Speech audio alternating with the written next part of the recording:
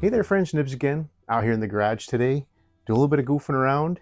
Been doing a lot of the Christmas challenge lately, which I absolutely love doing, but I wanted to break it up a little bit and do something I haven't done in a while. You guys really like these can cut challenges that I do. I did a like a live stream type of thing with Pat and Bill, Target Forge and Airgun Geeks channels, and Bill suggested that we should revigorate this can cut challenge. Um, Bill just got himself a 760 from like the 80s, and Pat said he would like to get one. So, and Bill said he was actually looking for one with the brass bolt on it, which he thought was the one he was going to get, but he didn't get that. So I actually packed up a couple of mine. I've got some spares of that vintage. So I packed up a brass bolt one for Bill and an 80s vintage one for Pat and shipped them over to him. So we're going to hopefully get them involved as well. And I hope you guys will get involved too. It's a lot of fun when the viewers get involved, and it's not just me doing stuff, but we're going to be showing off Bill's new thing here. This is this can piranha, and it's not just intended for soda cans. It's intended for tin cans and Spam cans, and it'll hold just about anything. And it's very simple design, but very ingenious. Sharpened point ends on here, so you can bite right into a tin can to hold on to it. I do have it across here with a brand new soda can on it. And the only thing I did differently was I actually added a fishing swivel on there so the can can spin around, which is what I've done with a lot of the ways that I've held these. So I'm going to propose that this be a 760 challenge. You don't have to shoot a 760. You can shoot any air gun you want. But if you do have a 760, let's shoot the 760s. So this is my the very first edition of 760. You can see it has the square notch into the stock. So these were only made in started in like 1965, late 65, and only made like 50,000 from what I read before they determined that this was not a great design. And if you put any torque on this stock, it can actually cause a split. So even the ones that were sent out, a lot of them were damaged. This one is undamaged, so that's pretty cool. I do have 50 Meisterkugels counted out here. So again, the premise of the can cut is to try to cut the can in half in 50 shots or less. So let's go ahead and get started. So any 760 will do. Brand new one from Walmart.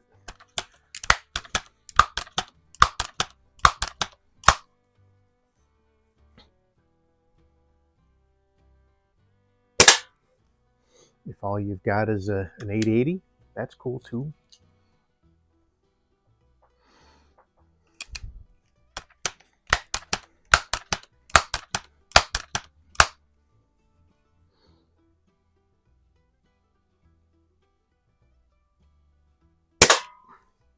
So this one was almost a gift from one of my viewers. I did pay for it, but he did not charge me anywhere near what it was worth.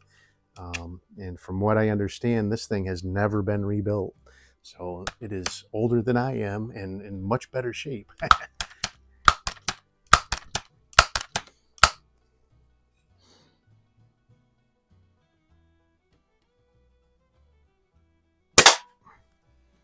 Probably right at the 60-year mark is what I'm guessing, because I'm pushing right up against 60 years myself.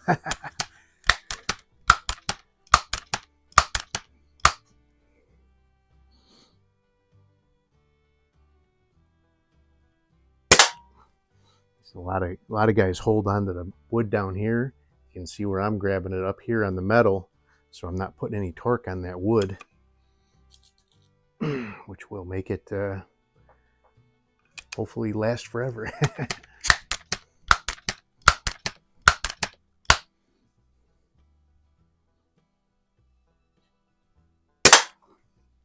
was a good one. I haven't shot this gun in a while too, so I was kind of wondering. Sometimes the seals can dry up on you while it sits and not getting used.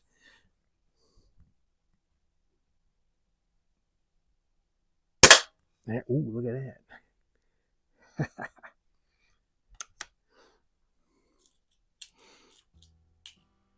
So I like using the wad cutters because that flat head tends to do a little bit more damage to the cans. Go with a lower pump count, enough to get it to penetrate through the can, but the lower the velocity, as long as you're doing damage to the can still, the better it will be as far as tearing the can as well. If you're shooting a real fast gun that just blasts right through it and just makes two little bitty holes, you're not doing as much damage as you can. My throat's a little hoarse.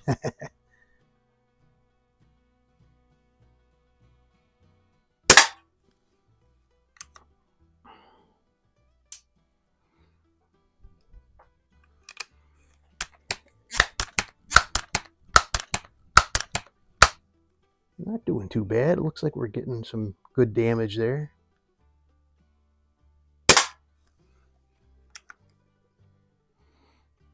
Probably about, what, 10 or 15 in? I don't know. I always lose count. Get jabbering.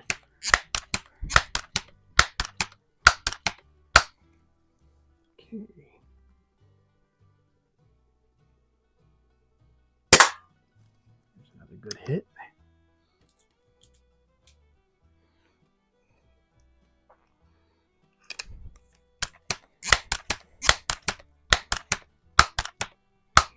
I think my best score as far as the 50 shot challenge is right around the low 30s, if I remember right.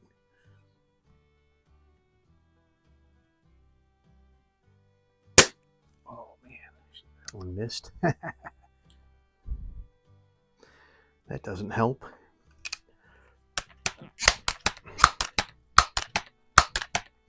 Got a big old hole going right down the middle on the left side there. Let's try on the right side.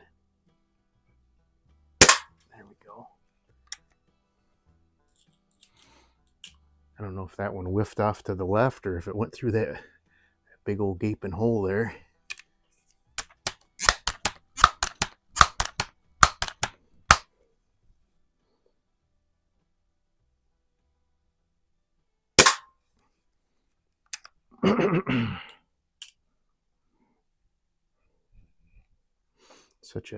Such a nice little time to get out here, and it's in the, I think it's in the teens right now outside.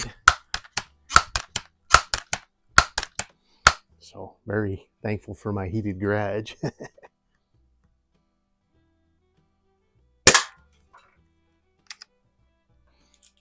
Getting some good damage there.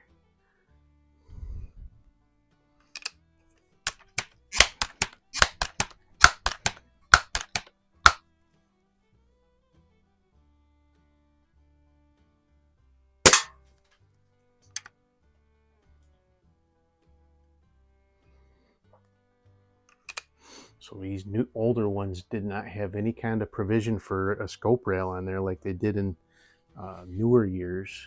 I think they started that in like 1969 or 1970. We call this the Tootsie Roll handle. There we go. I like to spin it to kind of show new new areas to hit.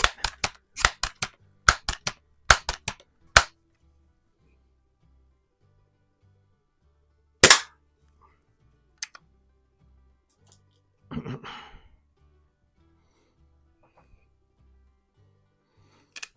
do have two other Tootsie Rolls up here as well.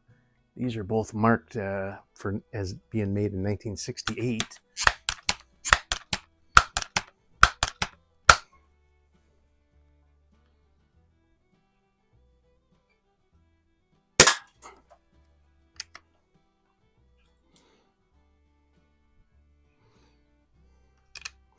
Bill lives in sunny California and Pat lives in sunny Florida.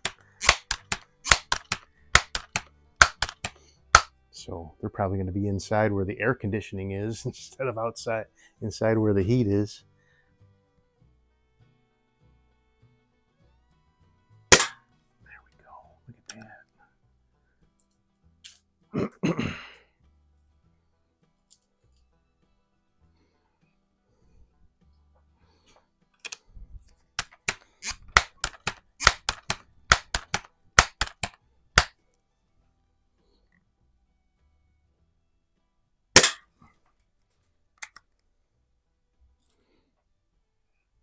I'm not sure I'll get this up before Christmas. I might, but I just want to wish everybody a Merry Christmas, Happy New Year.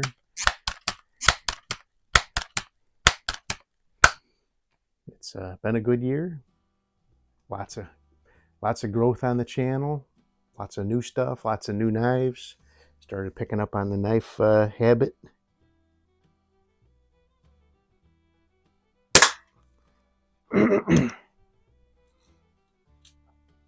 I had collected knives some years ago.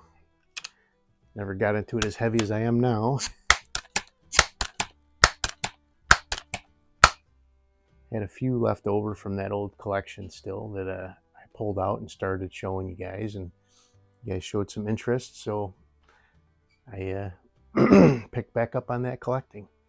But, looks like I'm about halfway through my pellets here.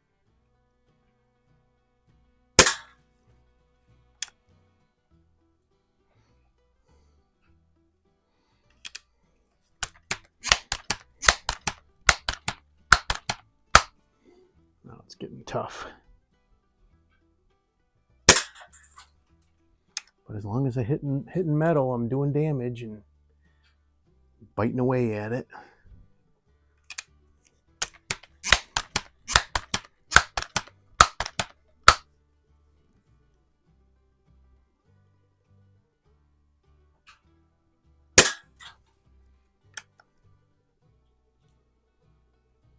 Bill and Pat are both old-timer air gunners. I've had air guns before this, but I really didn't start getting into air gunning until COVID came around and all the ranges were shut down, so I couldn't shoot my 22s and stuff out at the range. So I had to do some stuff in here in the garage and outside, out back, and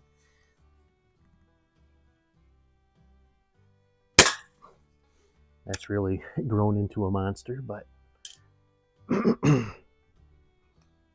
when I started getting into PCPs is when I learned about Bill's channel and started watching his channel, because he's definitely the OG as far as old PCPs and stuff go.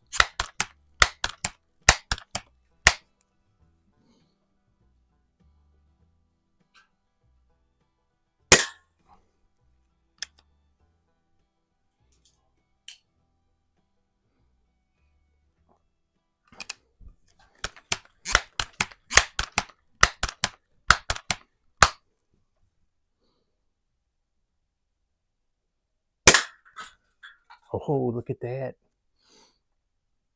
My understanding is Pat actually worked for one of the major airgun retailers that we all know and love. I'll let him comment and say if he wants to where it was, but before he moved down to Florida. All right, so there's not much left. Got quite a few pellets. This could be a... Oh yeah, look at that. This could be a good rip. Looks like I maybe got... Could be 20 there.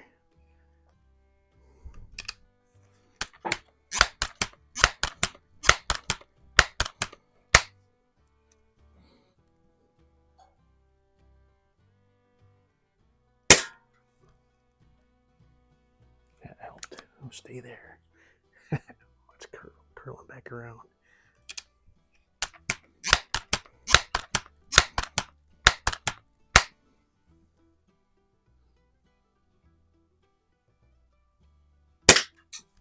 Oh, That one came back. Wear your safety glasses, kids. These are polycarbonate safety rated lenses.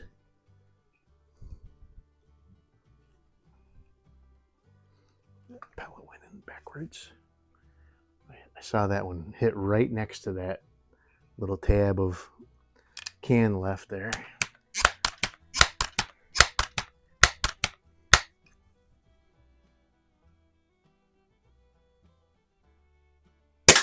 There we go. Perfect. All right, let me count these up here. Let's see here. I need another lid I can count them into. All right. So I've got that many left. Looks like maybe 10 or 15. So we got 1, 2, 3, 4, 5, 6, 7, 8, 9, 10, 11, 12, 13, 14, 15, 16, 17, 18, 19. I'm not sure what my best old score is, but 31, that's pretty respectable. I'm gonna go grab that can just to show you that can holder and how I rigged it up with the fishing spinner.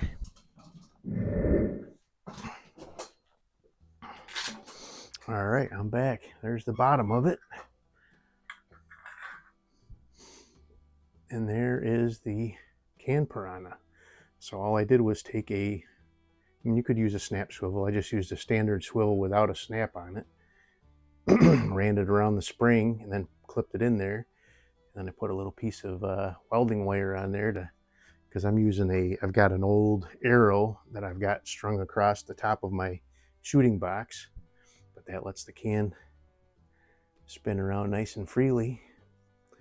And got us a 31. So that is pretty awesome. If I hadn't missed that one shot, probably would have got it in 30. But pretty awesome. So Bill, Pat, you guys are next. And the rest of you guys give it a try too. So hope you guys liked the video. Till next time, have a great day.